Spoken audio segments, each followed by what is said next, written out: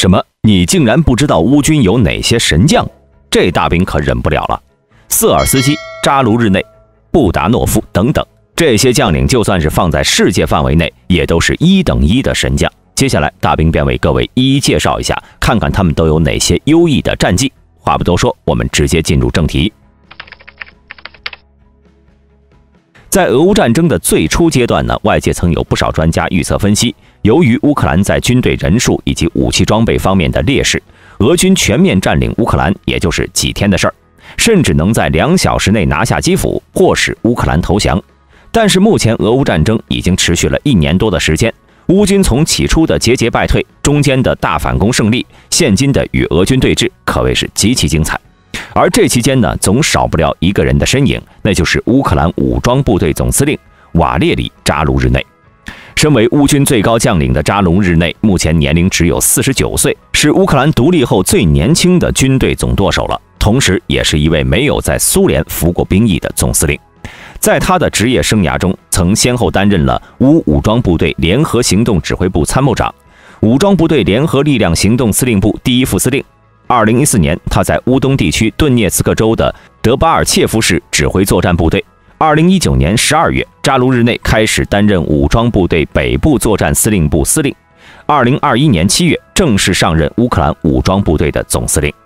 其实呢，开战之初，俄军制定的作战方案是以闪击战的方式突击乌克兰首都基辅，想要借此迫使乌克兰投降。但是扎卢日内早就得到了消息，提前将大量的防空精锐部队调到了基辅机场一带，构建了强大的局部防空火力网。与此同时，扎卢日内还发现了战场真正的痛点，那就是死守切尔尼戈夫，而不是泽连斯基所在的基辅。他在完成基辅防御部署后，立马就派遣了几个师突袭打击俄军后勤补给线。因为俄军进攻基辅只有2条路，要么拿下哈尔科夫，要么走切尔诺贝利无人区。显然当时的情况呢，这2个都不行，那么俄军只能绕过切尔尼戈夫进行运输，但是绕过切尔尼戈夫后，却要走一段烂泥巴路才能上高速公路。于是呢，扎卢日内就在这条烂泥路上出动大批的乌军反坦克小分队，昼夜不停地袭击俄军后勤补给线，最终呢，让俄军5个集团军后勤补给不利，被迫丢弃大量重武器，从各种烂泥路强行撤退。尽管这次战斗中呢，乌军伤亡不小，但是达到了切断俄军后勤补给线的目的。后勤物资被切断，俄军呢只能暂停对基辅的地面攻击，进而放弃了占领整个基辅的计划。从这里我们能明显看出，扎卢日内打仗是讲策略的，并不是一味的硬刚，他是个能屈能伸的智将，战术运用灵活，不会一味的让士兵死守阵地。而且与犹犹豫豫的俄军将领不同，扎卢日内呢下令果断而且迅速，每次下达的指令都是他通过战场形势提前预判俄军的数个走向，等到传令兵告知俄军新走向时，他再结合具体的情况做出迅速的反应，是为走一步看3步的战略性将领。因为对于他来说呢，如果指挥作战被俄军牵着鼻子走，那将是莫大的耻辱。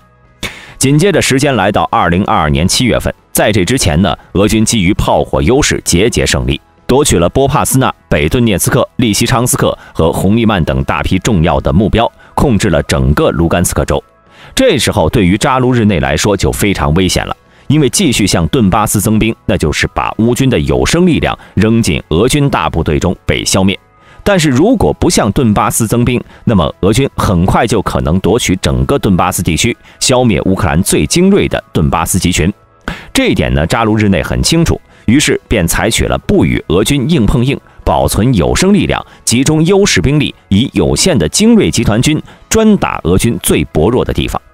在这之后的战事中呢，扎卢日内凭借着接受北约化训练的新式乌克兰部队，成功挡住了俄军的进攻。而且在长达1年的时间里面，逐渐使乌军掌握了战争的主动权。如今焦头烂额的一方呢，反而成为了战争的发起者普京。这种转机恐怕在战前很少有人相信。可以说，扎卢日内几乎策划了乌军每一场大型战役，因此在22年5月6号成为了第一位战功10字勋章骑士。与此同时，作为扎卢日内的老上司，瑟尔斯基上将也毫不逊色。作为乌克兰现任的陆军司令，瑟尔斯基上将呢可以说是对俄神将。2022年2月24号，俄乌战争爆发，随着俄军部队直扑乌克兰首都基辅，在短时间内，乌克兰决策层便完成了分工，由扎卢日内负责统筹全国的军事行动，而瑟尔斯基则负责保卫首都基辅，后者凭借基辅保卫战一战成名。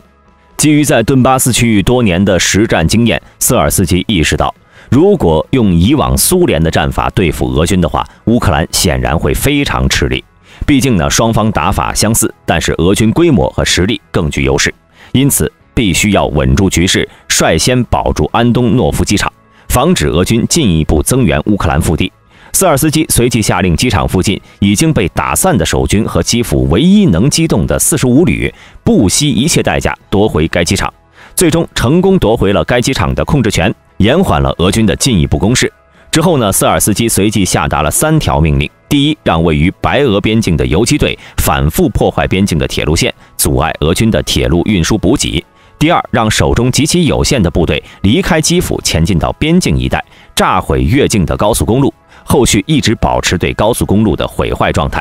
第三呢，将那些极其有限的野战部队给拆散，组成多个连排级的战斗小组，不断的袭扰俄第35集团军的补给车。期间呢，炸毁关键道路的桥梁，使得俄军重型车辆无法渡河。随着补给路线被不断的骚扰和破坏，通往基辅的道路上形成了长达60公里的补给车队的长龙，基辅保卫战就此进入了僵持阶段。之后，随着伊尔平拉锯战的胜利，俄军彻底失去了在第一时间控制乌克兰首都的可能性。再加上后续的在马卡里夫，乌军成功伏击了俄军装甲部队，并且突袭了第35集团军一个指挥所，导致俄军一名高级将领阵亡。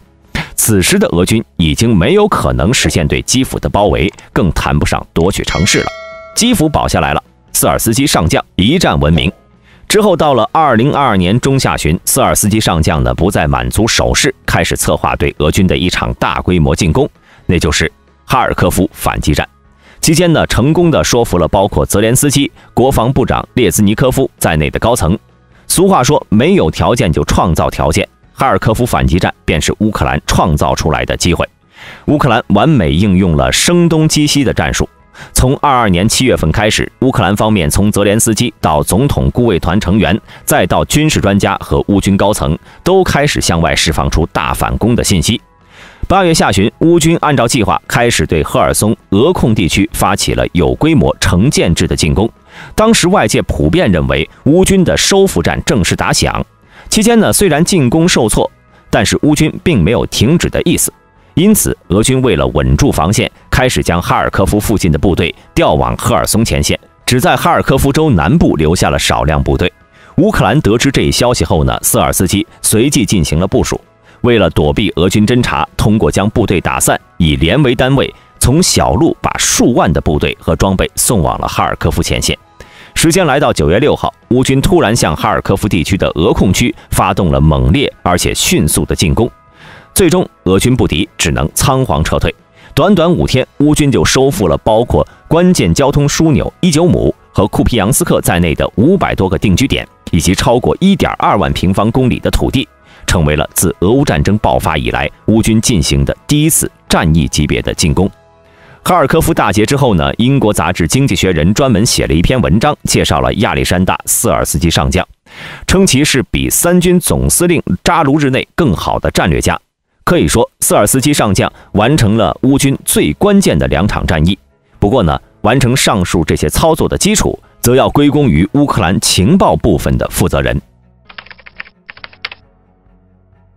今年37岁的基里尔·布达诺夫可以说是整个乌克兰最会和媒体打交道的军人之一了，陆续接受过国内外各种媒体的数十次采访，而他的回答呢一直很明确，随着俄罗斯精疲力尽，胜利已经在望。这种预测看似像是为了安抚厌倦战争的乌克兰人民，但从他口中说出来的预言往往都成真了。值得注意的是，布达诺夫是乌克兰高层中少数预测到俄罗斯会在2月24号凌晨入侵的军官。上述大兵提到扎卢日内所得信息就是由他提供的。另外，他还预测到了乌军将在哈尔科夫和赫尔松取得阶段性胜利。好家伙，真就预言家本人呢。至于布达诺夫的情报来源，他曾说道，就像世界上其他特勤部门一样，我们也有多重来源，期间会使用技术手段，比如网络攻击、电话窃听、破解电脑等等，但最核心的还是特工，特工才能解决困难的问题。不仅如此，据说他所率领的情报部门还在普京的核心圈子里的寡头内部有信息来源。举个例子吧，2年半前，布达诺夫曾下令故意泄露了一个情报圈子，使得俄罗斯真的将所有人都查了一遍，并将缩小范围缩小到了30人左右。铁了心认为这30人里面有间谍，最后就开始用测谎仪、查户口等措施，结果就是把这30个人全部被处理了，一些被开除，一些被边缘化，因为他们所有人都跟乌克兰有点关系，真的是随便一句话就打击了俄罗斯的众多官员。此外 ，OSINT 机构指出，仅在2022年11月、12月，俄罗斯的火灾和重大事故的数据就翻了一番。这些呢，也和布达诺夫的情报部门息息相关。他曾说道：“这自然不是偶然，这些东西可不是自己燃烧，我只能说钱能通神。”也就是说，该部门可能买通了俄罗斯民众或者官员，这才有了那些事故。还有一点大兵要说一下。在2022年10月克里米亚大桥爆炸事件后，俄罗斯不久便将以布达诺夫为首的 GUR 特工列为罪魁祸首。与此同时，布达诺夫也因未公开的行动被授予乌克兰勇气勋章。